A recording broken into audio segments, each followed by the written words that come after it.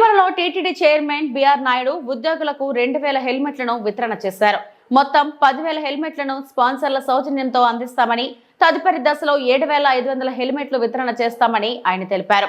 Traffic నిబంధనలను పాటిస్తూ అందరూ హెల్మెట్ ధరించాలని సూచించారు. వివిధ విభాగాల ఉద్యోగులకు ఈ హెల్మెట్లు అందజేసినట్లు చైర్మన్ వెల్లడించారు.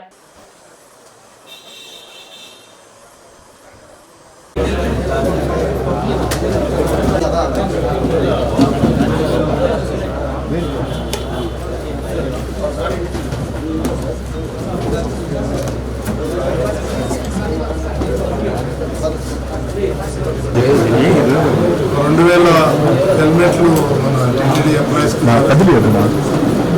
అంటున్నాం. గతంలో 500 హెల్మెట్లు ఇచ్చాం, ఇప్పుడు ఒక 20,000 హెల్మెట్లు ఇస్తున్నాం. ఇది 10,000 హెల్మెట్స్ వరకు ఇవ్వాలనే ఉద్దేశంతో మనకి స్పాన్సర్స్ ముందుకొచ్చి ఇస్తున్నారు. ఈరోజు స్పాన్సర్ సత్యనారాయణ గారు ప్లస్ హైదరాబాద్ నుంచి నాగేంద్ర ప్రసాద్, వీళ్ళ సౌజన్యంతో ఇవన్నీ మనం చేయగలుగుతున్నాం. ఇక నెక్స్ట్ ఫేజ్లో ఇంకా 7,500 హెల్మెట్లు వస్తాయి. సుమారు 10,000 మందికి ఇవ్వాలనే ఉద్దేశంతో ఈ కార్యక్రమం పెట్టాం.